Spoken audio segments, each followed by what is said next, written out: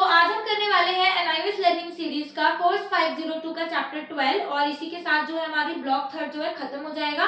इसके बाद 502 का हमारा सिर्फ एक ब्लॉक बचेगा जिसमें 4 चैप्टर है। इवैल्यूएशन के बारे में बहुत इजी है, बहुत अच्छे से हो जाएंगे। ठीक है, आज हमने हमारा चैप्टर 12 करना है जिसमें हम पढ़ेंगे कंप्यूटर सह अधिगम के बारे में। मीन्स कंप्यूटर सह अधिगम मीन्स कि हम अपनी लर्निंग में बच्चों को पढ़ाते हुए कंप्यूटर का यूज कैसे कर सकते हैं। सेकेंड चीज कि कंप्यूटर जो है हमारी लर्निंग को इजी कैसे बनाता है। ठीक है, एक इजी वे में हम कैसे कंप्यूटर के थ्रू अपनी लर्निंग को इजी बना सकते हैं और बच्चों को अच्छे से सिखा सकते हैं, और सारी चीजें हम लर्निंग कंप्यूटर के साथ करेंगे। ठीक है, तो ये चैप्टर हमारा कंप्यूटर के बारे में है कि जिसमें हमें कंप्यूटर से रिलेटेड चीजें पढ़नी है। सो बेसिकली बिल्कुल बेसिक से स्टार्ट करा हुआ है कि कंप्यूटर क्या है, उसका थोड़ा सा एडवांस लेवल चला हुआ है। और मीन्स कि जिस बच्चे को बिल्कुल कंप्यूटर का सी भी नहीं पता, जैसे कि मैं, वो भी इस चैप्टर को आराम से समझ सकता है, क्योंकि एज अ टीचर हमसे ये डिमांड नहीं कर रहे कि आपको सारा कंप्यूटर का कोर्स आना चाहिए, कंप्यूटर में क्या क्या होता है, क्या नहीं, क्या फंक्शन है, नहीं। बट यस, एक बेसिक कंप्यूटर का जो बेसिक होता है ना, वो हर एक टीचर से एक्सपेक्ट किया गया है कि एटलीस्ट हर एक टीचर को इतना बेसिक तो कंप्यूटर का पता ही हो, इतना तो आता ही हो। ठीक है, तो ज्यादा टाइम वेस्ट नहीं करते, स्टार्ट करते हैं। हमारे पहले चैप्टर से रिवाइज करते हैं। फर्स्ट चैप्टर में हमने लर्निंग के बारे में पढ़ा था, बंडूरा की थ्योरी पढ़ी थी, ब्रूनर की थ्योरी पढ़ी थी और बच्चा किन तरीकों से सीखता है वो। सेकंड, थर्ड, फोर्थ चैप्टर में लर्निंग अप्रोचेस के बारे में, लर्निंग मेथड्स के बारे में और लर्निंग विधियों के बारे में हमने पढ़ा था। फिफ्थ चैप्टर में हमने पढ़ा था क्लासरूम मैनेजमेंट के बारे में और 4 तरीके के जो हमारे ग्रुप बनते हैं उसके बारे में। 4 तरीके के ग्रुप किस तरीके से होते हैं, और जो हमारी कक्ष का जो एनवायरनमेंट होता है 4 तरीकों का, हमने वो भी पढ़ा था। और अलग अलग एक्टिविटीज के लिए हम क्लासरूम को किस तरीके से अलग अलग तरीके से मैनेज कर सकते हैं वो भी हमने पढ़ा। 6th चैप्टर में हमने टीएलएम के बारे में पढ़ा। 7th चैप्टर के बारे में हमने मल्टी लेवल टीचिंग और मल्टी ग्रेड टीचिंग में डिफरेंशिएट करा, उससे रिलेटेड प्रॉब्लम और उनसे जो थे किसे हम इनको सॉल्व कैसे कर सकते हैं वो सब हमने डिस्कस करा था। ठीक है, उसके 8th चैप्टर में हमने पढ़ा था लेसन प्लान के बारे में, यूनिट प्लान के बारे में, डायरी राइटिंग के बारे में एक्सेट्रा। वहां पे हमारा सेकंड ब्लॉक खत्म हुआ था। थर्ड ब्लॉक जब हमारा स्टार्ट हुआ 9, 10, 11 चैप्टर में, तो 9 चैप्टर में हमने पढ़ा था कि जो हमारा मीन्स जो हमारी लर्निंग है उसको हम कनेक्ट कैसे कर सकते हैं हमारी डेली लाइफ से, मतलब सोशल कल्चरल व्यूज, उसमें हमने पढ़ा था।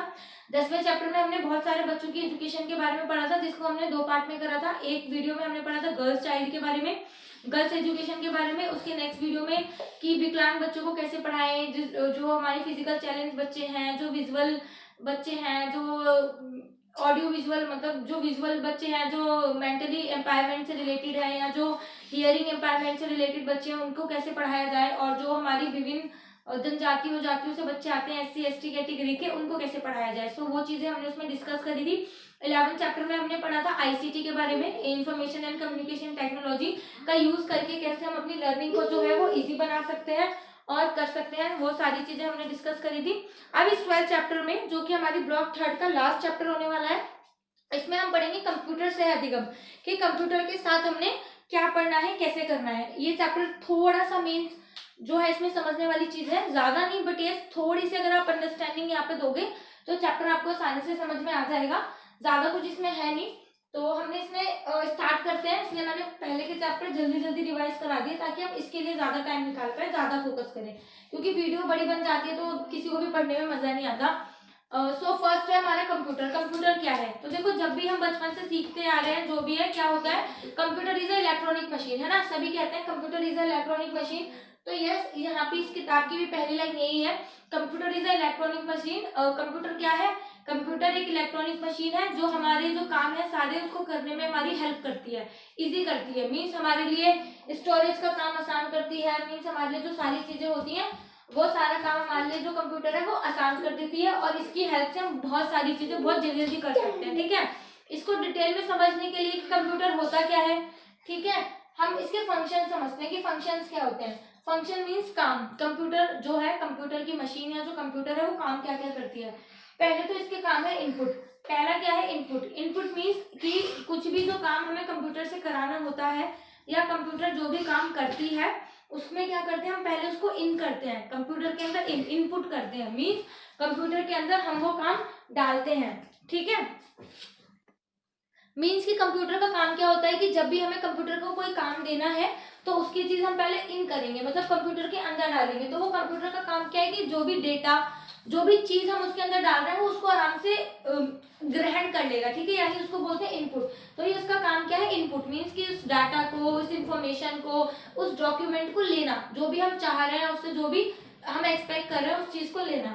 सेकेंड है भंडारण, जो भी चीज आपने डाली है, जो भी चीज रखी है वो उसका भंडारण करके रखता है कंप्यूटर, उसका स्टोरेज करके रखता है। मीन्स कि अगर एक बार कोई भी चीज आपने कंप्यूटर के अंदर इन कर दी तो वो आपकी चीज जो है ना कभी भी कहीं भी खोएगी नहीं, आपको कंप्यूटर में कहीं ना कहीं मिल जाएगी, ठीक है। मान लो आपने एक डाटा, एक फाइल सेव करी 1 साल पहले, और अगर आप 5 साल बाद उस फाइल को ढूंढोगे ना कि हाँ आपने इस कंप्यूटर में सेव करी थी इस नाम से, तो वो फाइल आपको वहीं की वहीं मिल जाएगी, वो डेटा कहीं जाएगा नहीं।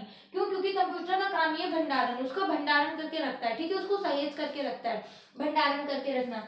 थर्ड वन है प्रोसेसिंग। प्रोसेसिंग का मीनिंग, प्रोसेसिंग क्या होता है, मीन्स कि मान लो हमें इससे ना कोई भी गणना करनी है, गणना इन द सेंस की plus minus multiply divide, data comparison करना, चार्ट बनाना वगैरह, जो भी है, जो भी हम यूज कर सकते हैं, तो इसको हम प्रोसेसिंग में लेते हैं, क्योंकि वो करता है ना ये चीज कुछ भी, मतलब हमने मान लो एक सम हमने सॉल्व करना है और हम कंप्यूटर की हेल्प ले रहे हैं, तो वो थोड़ा सा टाइम लेगा हल्का सा, तो वो प्रोसेसिंग है, प्रोसेसिंग की हाँ ये काम हो रहा है जो वो कर रहा है कंप्यूटर, तो उसका काम भी है प्रोसेसिंग करना। फिर है आउटपुट, जो भी चीज आपने डाली उसके अंदर इन करी, उसने अपने आप में स्टोर करके रख दी, ठीक है, उसके बाद उसने उसको प्रोसेस करा, जो भी काम होगा उसने करा, कंपैरिजन करना हो, मल्टीप्लाई करना हो, डिवाइड करना हो, कोई फाइल बनानी हो, कुछ भी, उसके बाद वो क्या है आउटपुट निकालेगा, उसका आउटपुट निकलेगा। आउटपुट इन द सेंस की जो भी आपका रिजल्ट है वो रिजल्ट निकल करके आएगा, तो वो रिजल्ट निकाल के कौन देगा आपको, कंप्यूटर, कंप्यूटर देगा, ठीक है। कंप्यूटर ने आपको रिजल्ट निकाल के दिया, उसके ऊपर क्या है सीधे कंट्रोल करके रखता है। कंट्रोल इन द सेंस कि आपको भी पता है आप एक बार में एक कंप्यूटर पे काफी सारी विंडोज खोल सकते हो, काफी सारी विंडोज पे काम कर सकते हो एक साथ ही, इसको आपको अलग अलग अलग अलग चीज के लिए अलग कंप्यूटर करने की जरूरत नहीं है, आप एक बार में एक साथ ही काफी सारी विंडोज खोल सकते हो, उनके ऊपर काम कर सकते हो, काफी सारे काम एक बार में आप कर सकते हो। तो कंप्यूटर का क्या काम है, इनको क्या करता है वो कंट्रोल करके रखता है, इन यूनिट पे, इन सारी चीजों पे वो कंट्रोल करके रखता है, जो भी काम कंप्यूटर के अंदर हो रहे हैं सारी चीजें वो ये कंट्रोल करके रखेगा कंप्यूटर। तो ये थे थोड़े से कंप्यूटर के फंक्शंस कि पहला क्या होता है computer, computer in an electronic device.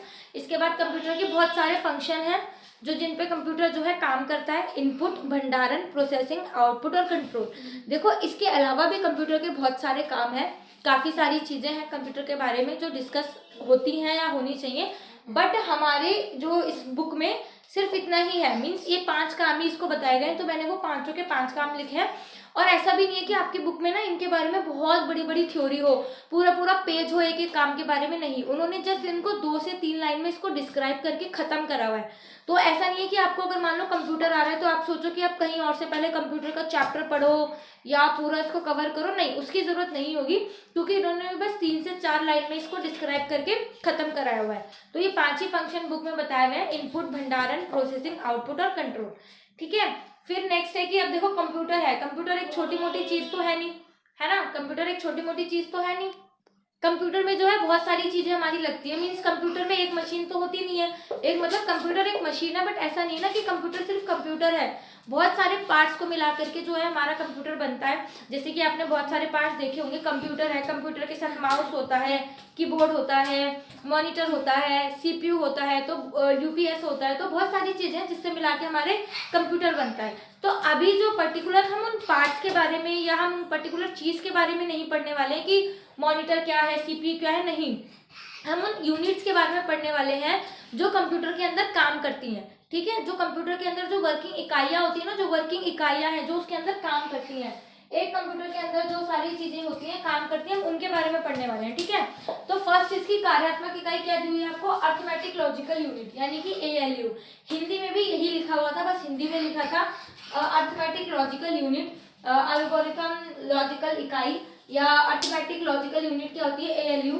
तो देखो ALU क्या होती है, ALU के अंदर जो हमारी मैथ से रिलेटेड सारी चीजें हैं ना, plus minus multiply divide comparison करना, ये सारी वो सारी चीजें हमारी आती हैं इसमें ALU में, अर्थमेटिकल लॉजिकल यूनिट में, ठीक है। अर्थमेटिकल लॉजिकल यूनिट में हमारी मैथ से रिलेटेड सारी चीजें आती हैं, तो वो जो गणना वाला काम होता है, कंपैरिजन वाला काम होता है, चार्ट बनाने का, पाई चार्ट बनाने का, ये सारे काम कौन कंट्रोल करके रखता है, ALU, ठीक है, ठीक है, सारे काम कौन कंट्रोल करके रखता है, ALU। फिर सेकंड आता है हमारा कंट्रोल यूनिट। कंट्रोल यूनिट क्या होता है, ये होता तो सीपीयू के अंदर है, बट इसका कंट्रोल पूरे कंप्यूटर पर होता है, क्या काम हो रहा है, कैसे काम हो रहा है, किस तरीके से हो रहा है, क्या सारी चीजें हैं, तो इसका काम होता है उन चीजों पर कंट्रोल रखना, ठीक है। बग वगैरह का ध्यान रखना, सारा काम करना होता है कंट्रोल यूनिट का।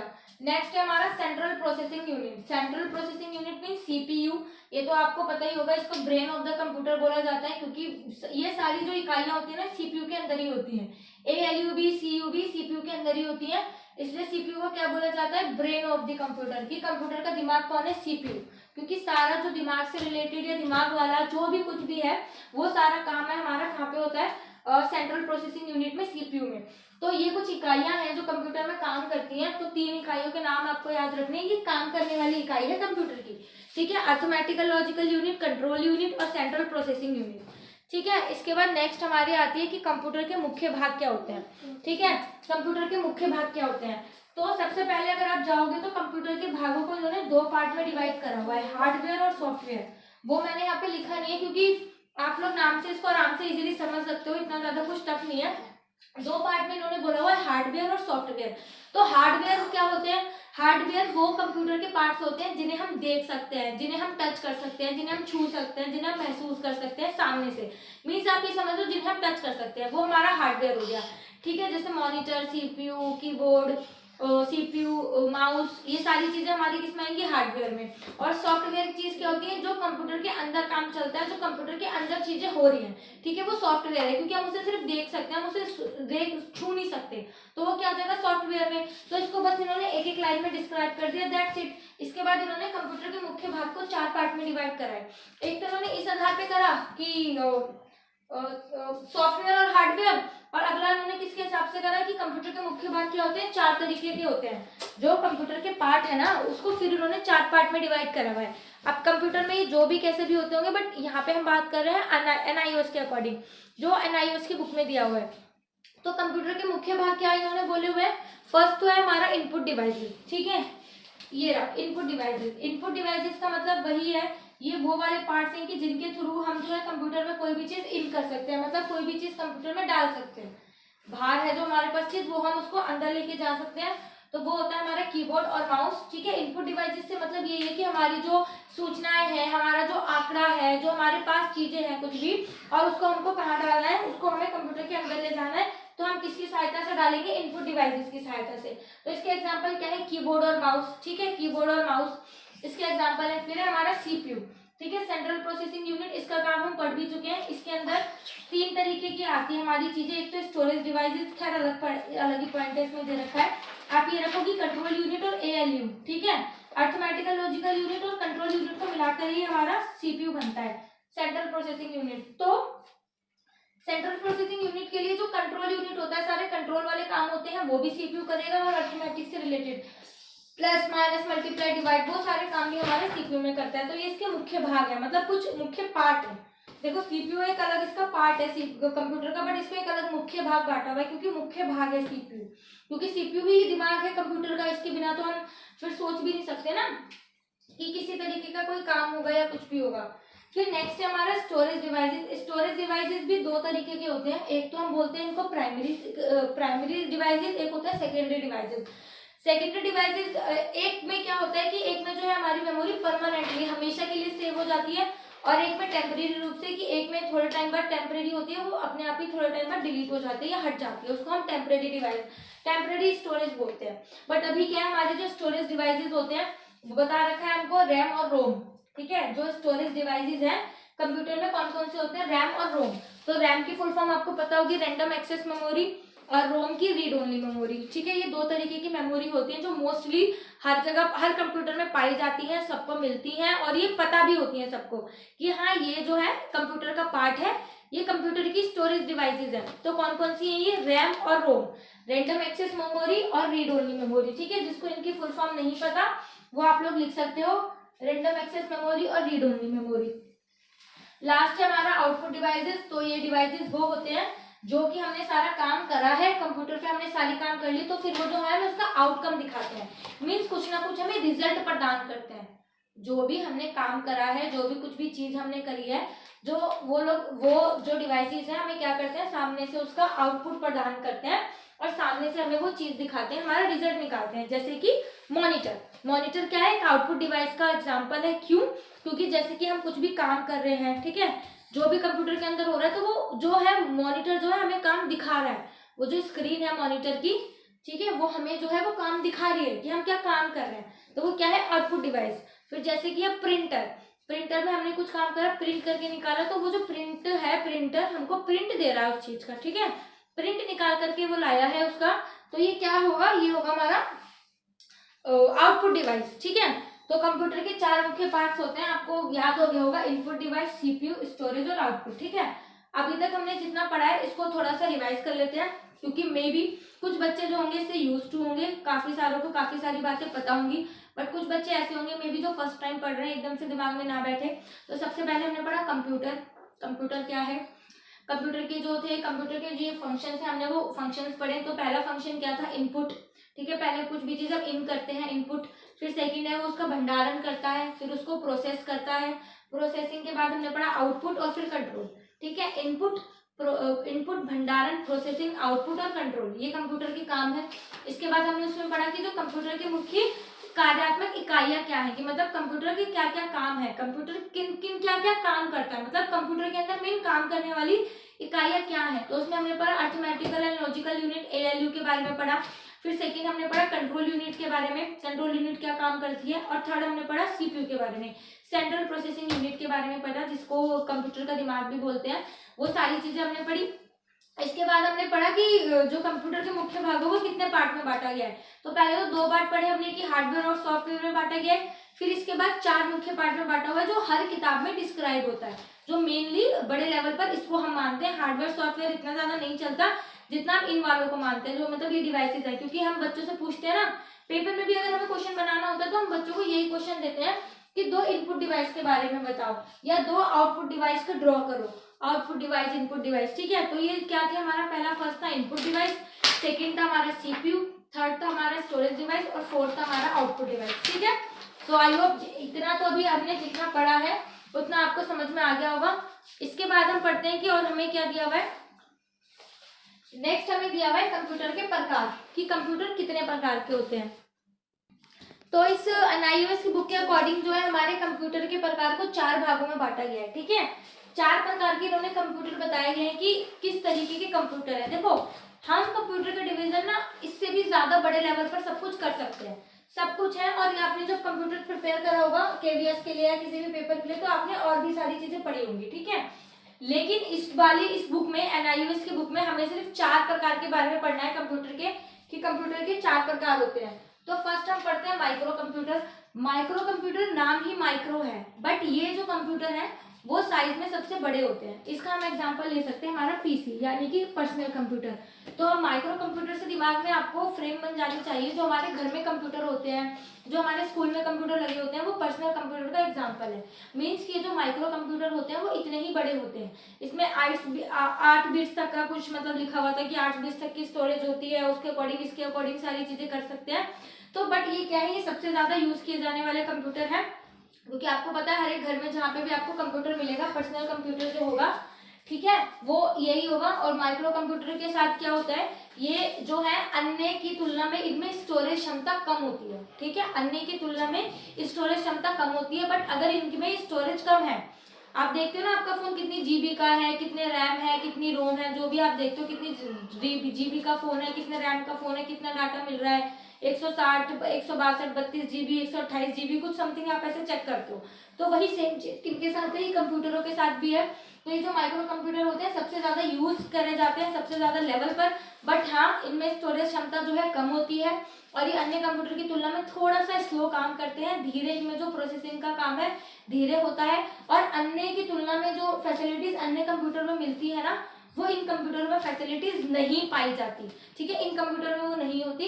ये नॉर्मली एक व्यक्ति के पर्सनल यूज के लिए बनाए जाते हैं, नॉर्मल एक हल्के लेवल पर काम करने के लिए, वो सारी चीजें इनके अंदर आती है माइक्रो कंप्यूटर में। इसका एग्जांपल है पर्सनल कंप्यूटर, इनमें ज्यादा फैसिलिटीज नहीं होती, बट ये भी ट्रू है कि हाँ उसके लिए फिर इनके अंदर ये ज्यादा महंगे भी नहीं होते, ठीक है। फिर आते हैं हम मिनी कंप्यूटर। मिनी कंप्यूटर क्या होता है, देखो मिनी कंप्यूटर में ना मिनी कंप्यूटर जो है माइक्रो की तुलना में बड़े होते हैं, माइक्रो की तुलना में बड़े होते हैं, ठीक है। आपको लगा मिनी है तो छोटा होगा, नहीं, माइक्रो की तुलना में ये बड़े होते हैं और इनमें ना एक टाइम पे एक से ज्यादा लोग काम कर सकते हैं। इन कंप्यूटरों पर एक टाइम में एक से ज्यादा लोग काम कर सकते हैं। तो अब इतना सा कंप्यूटर होगा तो उसपे तो एक ही जना काम करेगा ना, इसलिए ये साइज में कंप्यूटर क्या होते हैं, ये साइज में बड़े होते हैं ताकि इनमें एक से ज्यादा लोग काम कर सके, ठीक है। और ये बहुत पावरफुल होते हैं, ये बहुत महंगे होते हैं, इनकी जो स्टोरेज क्षमता होती है बहुत ज्यादा होती है, और इनका जो काम करने का जो मतलब टाइम है, बहुत क्विक काम करते हैं, बहुत जल्दी काम करते हैं, ठीक है। मतलब प्रोसेसिंग का जो है इनका बहुत जल्दी होता है। तो आपने देखा होगा कि जैसे कि मान लो कभी भी कोई भी मूवी होगी, रनवे 34 अगर आपने देखी हो, या कोई भी मूवी जिसमें देखी हो आपने, इतनी बड़ी स्क्रीन पर पूरा पे कंप्यूटर चल रहा होता है, मतलब इतनी बड़ी स्क्रीन, पूरी इतनी बड़ी स्क्रीन लगी होती है, और इधर अलग डिवाइस चल रहे होते हैं, इधर अलग डिवाइस, और बहुत सारे लोग चेयर लगा करके लाइन बना करके ऐसे यहाँ पे बैठे होते हैं और उसमें काम कर रहे होते हैं। तो एक टाइम पे उसमें कितने सारे लोग काम कर रहे हैं, तो वो उनको बोला जाता है मिनी कंप्यूटर। नाम ही इनका मिनी है, बट ये बड़े होते हैं, ठीक है। तो वो कंप्यूटर होते हैं मिनी कंप्यूटर, आप उनसे रिलेट कर सकते हो, ये वो ही कंप्यूटर होते हैं जिनपे एक टाइम में ज्यादा से ज्यादा लोग काम कर सके, ज्यादा टाइम हो। और ये पूरा समझ लो लोकल एरिया नेटवर्क के लिए यूज किया जाता है। लोकल एरिया नेटवर्क को पूरा एक सिंगल कंप्यूटर जो है पूरा जोड़ के रख सकता है। लोकल एरिया नेटवर्क को पूरा जोड़ने के लिए, एज अ पूरे लोकल नेटवर्क का सर्वर का यूज करने के लिए हम इन कंप्यूटर का यूज कर सकते हैं, मिनी कंप्यूटर का। मेट्रोपोलियन एरियाज में 2-3 लगा करके हम पूरे उस एरिया को कंट्रोल कर सकते हैं। लोकल एरिया नेटवर्क जो होता है ना, वाइड एरिया नेटवर्क, ये सारे जो कंप्यूटर है वहाँ पे यूज किए जाते हैं। स्पेशली पूरी की पूरी हमें जिससे पूरे सर्वर को, पूरे नेटवर्क को अगर हमें जोड़ के रखना होता है तो हम इसका यूज करते हैं, ठीक है। मेन फ्रेम कंप्यूटर जो पर्टिकुलर किसी यूज के लिए बनाए जाते हैं, मीन्स की किसी पर्टिकुलर इस चीज के लिए, मतलब हाँ पर्टिकुलर ऑब्जेक्टिव को ध्यान में रख करके जो हमारे कंप्यूटर तैयार किए जाते हैं वो हमारे मेन फ्रेम कंप्यूटर होते हैं। ये मिनी और माइक्रो की तुलना में महंगे होते हैं, ठीक है। इनकी स्टोरेज क्षमता भी ज्यादा होती है, ठीक है। और ये काम तो ऑब्वियसली बहुत ज्यादा तेज करेंगे, बहुत ज्यादा फास्ट करेंगे। फिर सबसे तेज हमारे कंप्यूटर आता है सुपर कंप्यूटर। ये दुनिया में सबसे फास्ट कंप्यूटर होता है, तभी इनका नाम है सुपर कंप्यूटर। जब भी किसी भी देश में सबसे ज्यादा तेज काम, उनके देश की तुलना में सबसे ज्यादा तेज काम करने वाला कंप्यूटर बनेगा, उसका नाम होता है सुपर कंप्यूटर। अब आपका होमवर्क ये है कि आप हमारे इंडिया के सुपर कंप्यूटर का नाम मुझे बताओगे। आपको पता है तो आप कमेंट करके बताओ, नहीं पता तो आप सर्च करके बताओ, बट यस हमको हमारे सुपर कंप्यूटर का नाम पता होना चाहिए। तो आपका होमवर्क है ये कि आप मुझे सुपर कंप्यूटर का नाम पता करके बताओगे। और इस सुपर कंप्यूटर ये सबसे ज्यादा तेज होते हैं, सबसे ज्यादा महंगे होते हैं, और बहुत छोटे भी होते हैं, हर एक तरीके से बन सकते हैं सुपर कंप्यूटर। सो ये थे हमारे 4 तरीकों के कंप्यूटर के प्रकार थे। Micro computer, mini computer, main frame और super computer as from NIUS में इन्होंने ये 4 पार्ट डिस्कस करे हुए हमारे कंप्यूटर के, ठीक है। अब हम डिस्कस करते हैं, अब हमने कंप्यूटर के बारे में पढ़ लिया, कंप्यूटर की इकाइयाँ क्या होती हैं, कंप्यूटर काम कैसे करता है, सारी चीजें हमने कंप्यूटर के बारे में पढ़ ली। कंप्यूटर में कौन कौन काम करता है, कैसे काम करते हैं, कंप्यूटर के प्रकार क्या होते हैं, कंप्यूटर के कार्य क्या हैं, कौन कौन से डिवाइसेस होते हैं, ठीक है। अब हमें पता चल गई बेसिक चीजें। अब एज अ टीचर हमने ये सारी चीजें जान ली, हमें बेसिक पता चल गया, तो भाई हमारे बच्चों को भी तो पता होना चाहिए ना ये सारी चीजें। हमारे बच्चों को पता होनी चाहिए ये बेसिक चीजें क्या होती हैं क्या नहीं, ठीक है। बेसिक चीजें बच्चों को भी हमारा बताना हमारा काम है। तो हम as a source of learning कैसे यूज कर सकते हैं कंप्यूटर को, हम एज अ टीचर। अब इस जो कंप्यूटर के बारे में हमने इतनी सारी बातें जानी है, स्पेलिंग गलत लिख दी मैंने, एज अ टीचर हम बच्चों का कैसे जान सकते हैं, मतलब कि अब हम बच्चों को कैसे पढ़ाएं। कंप्यूटर के बारे में हमें इतनी सारी चीजें पता चल गई, अब हमने बच्चों को पढ़ाना है, तो as a source of learning का हम कंप्यूटर को कैसे यूज कर सकते हैं। तो पहली चीज इसमें आती है इंटरनेट, और सेकंड चीज आती है वेब, ठीक है। तो हम में से बहुत सारे बच्चे ऐसे होंगे स्टूडेंट जिनको लगता है कि वेब और इंटरनेट एक ही है, ठीक है। वो वेब और इंटरनेट का एज अ सिनोनिम्स यूज करते हैं कि इंटरनेट और वेब एक ही है, बट ऐसा नहीं होता, इंटरनेट अलग है और वेब अलग है। तो अभी हम इसके डिफरेंशिएट के बारे में जानते हैं कि इंटरनेट क्या है और वेब क्या है। तो देखो अगर मैं इंटरनेट की बात करूं तो इंटरनेट क्या है, पूरा एक सर्वर है, ठीक है, एक व्यवस्थित सर्वर है जिसकी हमें जरूरत पड़ती है किसी भी काम को करने के लिए। मतलब बहुत सारी वेबसाइट्स पर जाने के लिए, बहुत सारे ब्राउजर्स पे जाने के लिए, जैसे ये जो क्रोम वगैरह होते हैं उनके लिए हमको जरूरत पड़ती है नेटवर्क की। तो नेटवर्क क्या है, जो पूरी दुनिया को एक जोड़ करके रखता है, कंप्यूटर की, दुनिया भर के कंप्यूटर को एक साथ जोड़ के रखता है। तो देखो एनआईयूएस में क्या डेफिनेशन दी हुई है, हम वर्ल्ड वाइड वेब और इंटरनेट को एक ही समझते हैं, लेकिन ये एक नहीं है। इंटरनेट कंप्यूटर का एक ग्लोबल नेटवर्क है। जो इंटरनेट है हमारा कंप्यूटरों का एक डिजिटलाइज्ड ग्लोबल नेटवर्क है। और वेब क्या है, वेब दस्तावेजों का एक कलेक्शन है जिसका आप इंटरनेट तथा वेब सर्चिंग का प्रयोग करके कर सकते हैं। मतलब इंटरनेट का जब हम यूज करेंगे तभी हम वेब पर पहुंच सकते हैं। जो हम वेब सर्चिंग करते हैं, कुछ भी वगैरह अगर हम नेट पे सर्च करेंगे तो कुछ भी हम नेट पे सर्च कर रहे हैं, ठीक है, तो वो इंटरनेट है, बट सर्च करके हम जिस साइट पे पहुंचेंगे या सर्चिंग पे जो भी करेंगे वो वेब है। तो वेब क्या है? दस्तावेजों का एक कलेक्शन है। वेब क्या है? इंटरनेट पर उपलब्ध विषय वस्तु से बना होता है, ठीक है। सो आई होप अब आपको ये जो है इनमें डिफरेंशिएट पता चल गया होगा कि ये क्या है क्या नहीं, अलग कैसे है। फिर भी थोड़ा सा इसके बारे में जो लिखा हुआ है वो भी पढ़ लेती हूँ। वेबसाइट्स कंप्यूटर की इंटरनेट सर्वर पर रहती है। जब आप इंटरनेट से जुड़े होते हैं तो आप वेब ब्राउजर का यूज करते हैं। यूनिफॉर्म रिसोर्स लोकेटर आपके कंप्यूटर पर जो वेब पेज आपको चाहिए और जो आप देखना चाहते हो वो उपलब्ध करा देता है। मेन मीन्स एक यूआरएल होता है, URL means uniform resource locator, URL means uniform resource locator.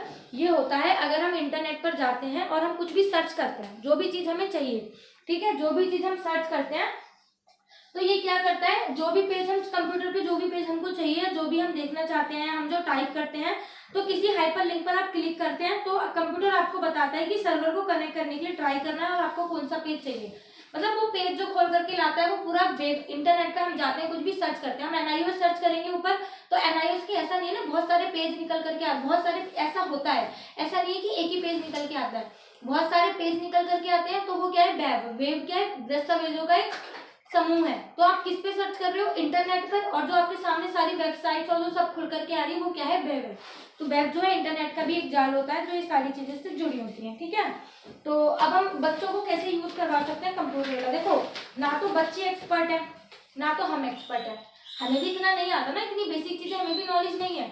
तो अब हम पढ़ने वाले हैं कि हम बच्चों को कैसे सिखा सकते हैं और हम खुद भी कैसे सीख सकते हैं। तो ये जो सारी चीजें हम पढ़ने वाले हैं ना, आप इसको ऐसे कंसिडर मत करना, ऐसे कंसिडर मत करना कि बच्चों के लिए ये सारी चीजें हमें बच्चों के लिए यूज करना है। अगर कुछ चीज हमें नहीं आती, not in only in computer, अगर हमें कोई चीज नहीं आती या किसी पर्टिकुलर चीज में हमको प्रॉब्लम होती है, तो यस, ये कुछ विधियां हैं जिनके द्वारा हम सीख सकते हैं, हम भी सीख सकते हैं और बच्चों को भी सिखा सकते हैं, कंप्यूटर के साथ ही नहीं, किसी भी चीज में। बट यस, इस चैप्टर में अभी हम प्रोफेसर इसके रिलेटेड सीख रहे हैं कि हमें बच्चों को ये कैसे सिखाना है, ठीक है। तो मतलब मान लो कंप्यूटर है, एकदम से ना आपको इतना ज्यादा पता है ना बच्चों को इतना ज्यादा पता है, तो हम कैसे सिखाएंगे? तो ये 4 मेथड्स हैं जिनके थ्रू हम बच्चों को कंप्यूटर यूज करना सिखा सकते हैं, ठीक है, हम बच्चों को कंप्यूटर यूज करना सिखा सकते हैं। तो पहला तो है ड्रिल तथा अभ्यास ड्रिल। ड्रिल तथा अभ्यास ड्रिल मतलब, देखो ड्रिल का मतलब क्या है कि हमने बच्चों को सीधे कंप्यूटर में नहीं ले जाके बैठाना, ये रहा आपके सामने कंप्यूटर, जो मर्जी चाहे वो कर लो, नहीं भैया, बच्चे नुकसान वगैरह कर देंगे, कंप्यूटर तोड़ देंगे, खराब हो जाएगा, हैक कर लेंगे, या कुछ भी हो सकता है, बग आ जाए उसमें, कुछ भी कर सकते हैं, हमें बच्चों को नहीं पता। तो उससे पहले हमें क्या करना है? ड्रिल देनी है बच्चों को। देखो ड्रिल क्या होता है? ड्रिल होता है दिखावटी तैयारी, दिखावटी तैयारी या पहले से तैयारी, ड्रिल को हम बोलते हैं पहले से तैयारी। तो हम बच्चों को उस टाइम पे ट्रेनिंग देते हैं कि जब आपके सामने सिचुएशन आएगी, जैसे डिजास्टर मैनेजमेंट के लिए हम ऐसे करते हैं कि अगर आपके स्कूल में आग लग गई तो आप क्या करोगे? तो ड्रिल करके दिखाओ, ठीक है। अगर स्कूल में एकदम से भूकंप आ गया तब आप ड्रिल क्या करोगे? वो करके दिखाओ। तो पहले से तैयारी। तो सेम ऐसे ही हमें क्या करना है? हमें सेम ऐसे कंप्यूटर के साथ करना है।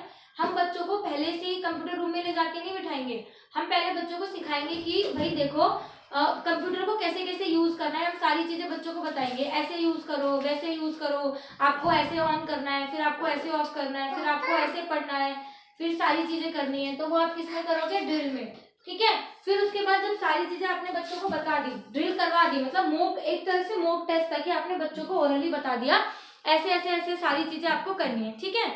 फिर इसके बाद आएगा आपका अभ्यास ड्रिल, मतलब पहले आपने ड्रिल करी, फिर अभ्यास ड्रिल। फिर आप बच्चों को कंप्यूटर रूम में ले जाओगे, बच्चों को बिठाओगे, अलग अलग तरीकों से बच्चों को बिठा रहे हो। फिर आप बच्चों को बोलोगे कि जो जो मैंने आपको बताया था, जो जो मैंने आपको सिखाया है, आप उसका अभ्यास करो, यानी कि अभ्यास ड्रिल करो, उसकी अभ्यास ड्रिल। तो ये है ड्रिल तथा अभ्यास, ठीक है। ये है आपका ड्रिल तथा अभ्यास, जिससे आपको बच्चों को कराना है। इसी तरीके से बच्चे सीखेंगे अभ्यास कर करके, फिर बच्चे थोड़ी सी गलती करेंगे, फिर आप सिखाओगे, फिर आप बताओगे, कंप्यूटर खुद भी उनको जो है अभ्यास तथा ड्रिल में क्या होगा कि जैसे बच्चे कुछ गलत कर रहे हैं, बच्चों को कुछ और प्रेस करना था, बच्चों ने कुछ और कर दिया, तो कंप्यूटर खुद क्या करेगा? उसको हाईलाइट करना पड़ेगा, पॉइंट को हाईलाइट करने लगेगा कि ये नहीं, ये करो, ये दबाओ, ये बताओ। तो ये क्या होगा? बच्चों को प्रैक्टिस होगी, नेक्स्ट टाइम जब बच्चा करेगा तो बच्चा खुद से करने लग जाएगा। तो ये होता है हमारा ड्रिल तथा अभ्यास ड्रिल। जैसे कि हम भी कुछ कंप्यूटर में टाइप करते हैं, अगर उस वर्ड में कुछ ग्रामेटिकल मिस्टेक है तो नीचे क्या होता है, ग्रीन रेड रेड रेड आने लगता है कि हाँ भाई इसमें कुछ ग्रामेटिकल मिस्टेक है। अगर जो सेंटेंस है वो कुछ ग्रामेटिकली ठीक नहीं है तो ब्लू ब्लू ब्लू आने लगता है उसके नीचे, है ना। तो ये कंप्यूटर क्या कर रहा है, कुछ हिंट दे रहा है। तो ये क्या है, अभ्यास तथा ड्रिल है। तो बच्चों को जब स्टूडिंग में बिल्कुल बेसिक चीजें हमें देनी है, उसके लिए हम यूज कर सकते हैं क्या, ड्रिल तथा अभ्यास ड्रिल। ठीक है, नेक्स्ट है हमारा ट्यूटोरियल मेथड। देखो आजकल यूट्यूब पे हर चीज का ट्यूटोरियल चल रहा है, मेकअप ट्यूटोरियल, बाहर जाने का ट्यूटोरियल, यूट्यूब पे वीडियो बनाने का ट्यूटोरियल, ट्यूटोरियल मीन्स ट्यूशन देना।